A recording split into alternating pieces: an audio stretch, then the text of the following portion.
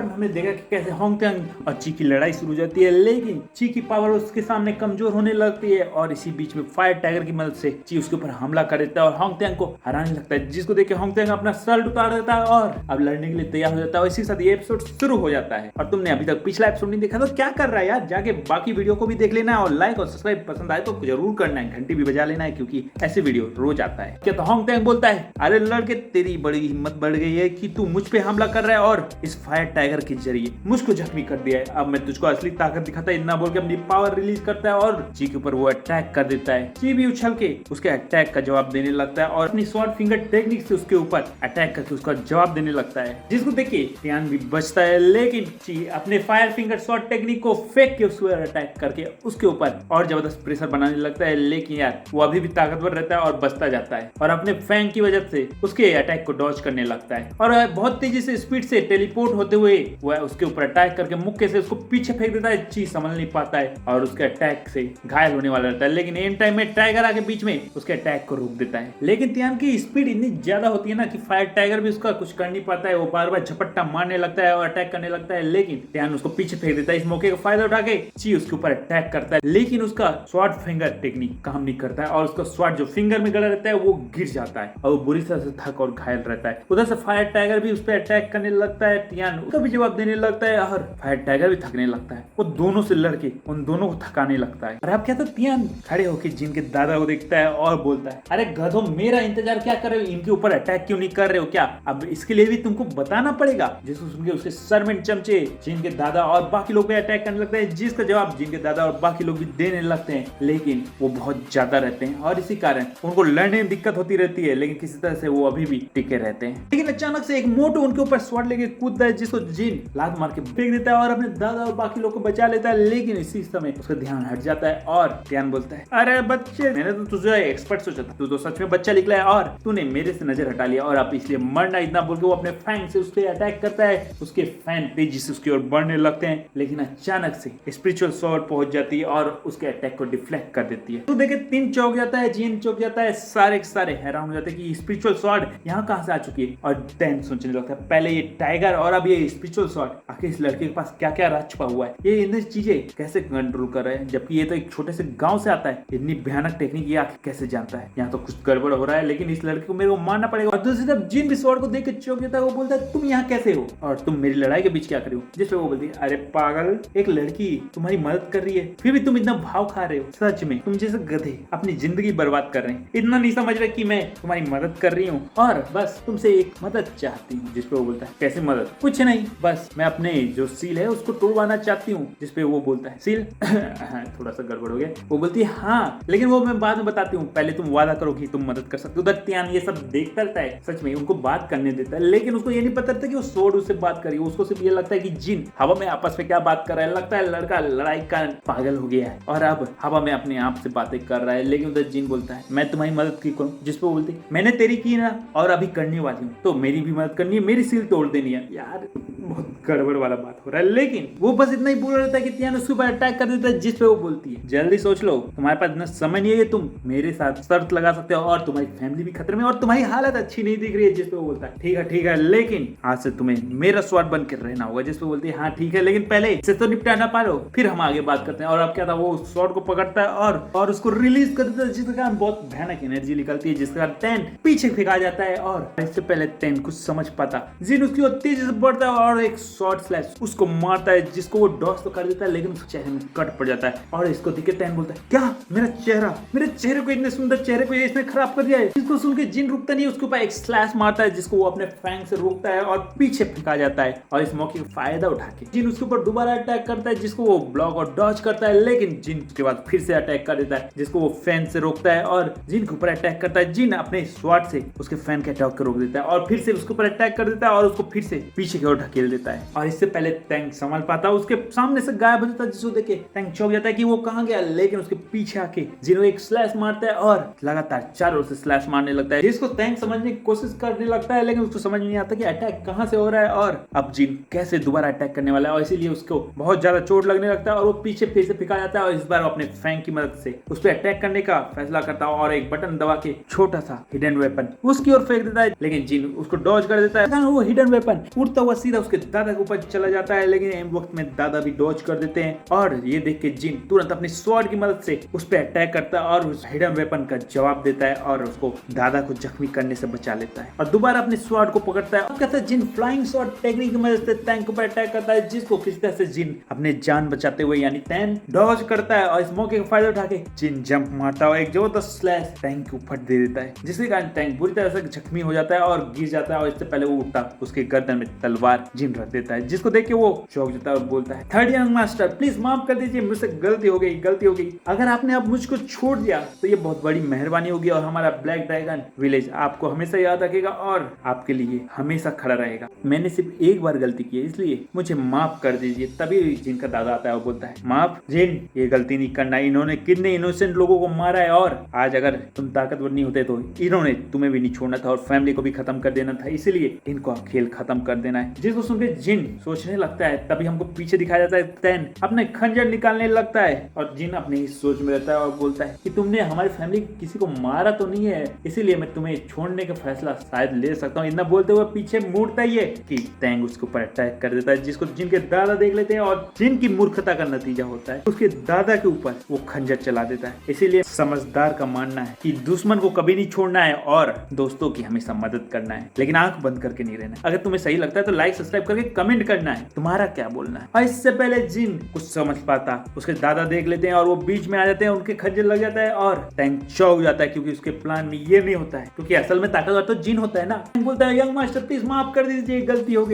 हो गई। लेकिन अब जिन बोलता माफ, मेरी गलती की वजह से मेरे दादा आज मरने वाले हैं, अगर मैंने तुझे पहले ही मार दिया होता तो ये नहीं होता और इसीलिए अब तेरा अंत होता है। इतना बोल के वो उसको मार देता है। जिन जोर से दादाजी करके चिल्लाता है और सीन बदल जाता है। हमको रूम का सीन दिखाया जाता है जहाँ पे आंट और बाकी सब लोग रहते हैं, लेकिन अब उसके दादा बुरी तरह से घायल हो चुके रहते हैं और डॉक्टर चेक करके बोलते हैं मुझे माफ कर देना, मेरे को समझ नहीं आ रहा कि इनके साथ क्या हुआ है और इसलिए मैं इलाज नहीं कर सकता है। जिसपे अंकल बोलते हैं प्लीज पापा को बचा लीजिए, आपसे विनती करता हूँ, आप डॉक्टर हैं, अगर आप ही मना कर देंगे तो फिर मेरे पापा को कौन बचाएगा। जितना चाहे पैसा चाहिए आप ले लीजिए, हमारी पूरी प्रॉपर्टी ले लीजिए, लेकिन उनको जिंदा बचा लीजिए। लेकिन डॉक्टर बोलते हैं अगर मैं बचा सकता तो आपको इतना बोलने की जरूरत नहीं हुई। मेरे को समझ नहीं आ रहा है कि उनके साथ क्या हुआ है कि खंजर बस से उनको इतना बुरा चोट लग गया। अगर कोई पॉइजन है तो मेरे को उसके बारे में नहीं पता है और इसलिए मैं इलाज नहीं कर पा रहा है। इसको सुन के जिन बोलता है अगर आप लोगों को दिक्कत ना हो तो मैं दादाजी को चेक करना चाहता हूँ। जिसपे उसकी आंट बोलती है भैया जिन को चेक करने दो और उसे भी हमारे पास अब दूसरा रास्ता नहीं है तो उसको आखिरी कोशिश करने दो। जिसको सुन के उसकी बात सब मान लेते हैं और अब जिन अपने दादा को चेक करने लगता है और उस खंजर को मांगता है जिससे उनके ऊपर हमला हुआ था। वो खंजर को चेक करने लगता है और तभी वो डॉक्टर से सिल्वर नीडल मांगता है और उसको चेक करने लगता है। पहले तो डॉक्टर समझ नहीं आता, लेकिन जब वो उसकी टेक्निक देखता है वो बोलता है लेजेंडरी मेडिकल टेक्निक। जिन को कैसे आता है, ये तो कोई भी नॉर्मल डॉक्टर नहीं कर सकता है और ये जिन ने तो कभी कोई डॉक्टरी की शिक्षा भी नहीं की है तो इसको कैसे आता है। ओ माय गॉड जिन तुम इतने काबिल हो, मेरे को पता भी नहीं था। और इतनी देर में जिन उस खंजर के पॉइजन को देख लेता है और उस पॉइजन के बारे में वो जान लेता है। मतलब पॉइजन, मैं पॉइजन बोल रहा, थोड़ा सा जिप स्लिप होता है ना। और अब क्या जिन बोलता है कि नीडल में जो कलर आ रहा है उसके हिसाब से तो ये पॉइजन वुल्फ ग्रास का होता है और इसका इलाज तो बहुत इजीली है, आराम से इस जहर को काटने वाली दवा बना सकता हूँ। और इतना बोल के वो रिसिप्ट बनाता है और उसको अंकल को देता है। जिसको देख के अंकल को कुछ समझ नहीं आता कि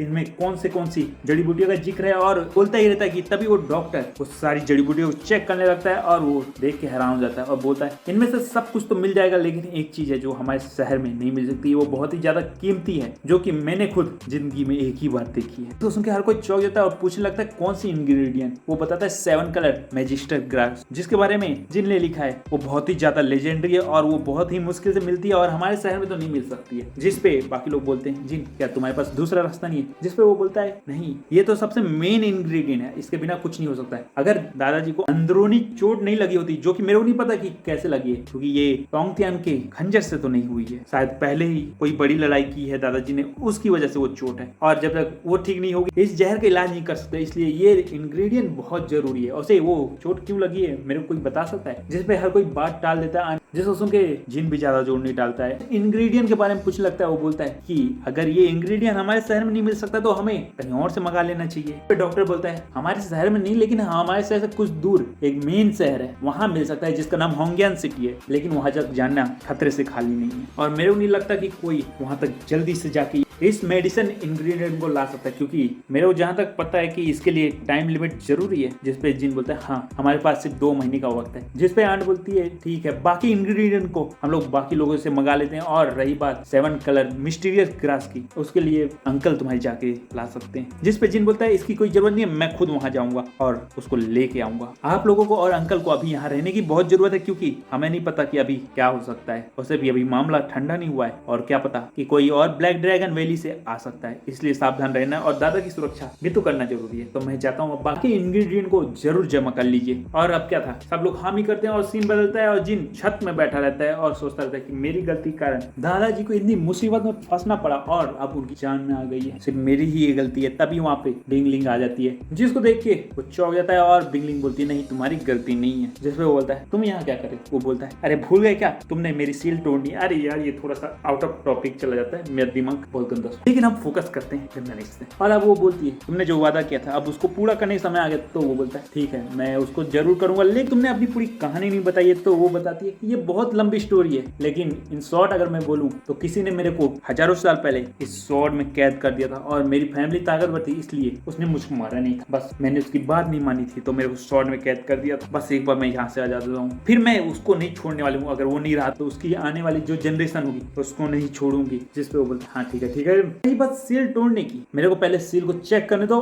फिर मैं बता सकता हूँ कि उसको कितना समय लगेगा तोड़ने में। और इतना बोल के जिन उसकी सील को चेक करने लगता है और जब वो सील को देखता है तो बोलता है ये तो बहुत जबरदस्त सील दिख रही है और बहुत ही स्ट्रॉन्ग है। जिसपे बिंगलिंग बोलती है तो इसका मतलब ये है कि तुम नहीं तोड़ सकते हो। जिसपे बोलता है किसने बोला कि मैं नहीं तोड़ सकता हूँ, बस मेरी अभी जितनी पावर है उसमें ये पूरी सील नहीं टूट सकती है, बस पहला लेवल ही मैं तोड़ सकता हूँ और बाकी फ्यूचर में ही कुछ कर सकता हूँ। जिसपे वो बोलती है चलो ठीक है पहले पहली सील तो तोड़ दो ताकि मैं थोड़ी सी तो आजाद हो सकती हूँ और अपनी पावर थोड़ी सी वापस पा सकती हूँ। जिसपे जिन बोलता है ठीक है और इतना बोल के वो सील को तोड़ने लगता है और अपनी स्पिरिचुअल पावर को यूज करते हुए वो सील के पैटर्न को ब्रेक करने लगता है। अचानक से वो सील तोड़ देता है और पहली सील तोड़ते ही बिंगलिंग का ह्यूमन फॉर्म हमारे सामने आता है, लेकिन वो तो बहुत ज्यादा छोटा और टाइनी होता है। जिसको देख के जिन हंसने लगता है। वो बोलती है क्या हंस रहे हो, तुमने इतनी सुंदर खूबसूरत लेडी कभी अपने सामने नहीं देखी है जो तुम्हें हंसी आ रही है। जिसपे वो बोलता है हाँ छोटी बच्ची, मैंने कभी इतनी सुंदर लेडी नहीं देखी है। जिसपे वो बोलती है अच्छा मैं सब जानती हूँ, अब ज्यादा नाटक करोगे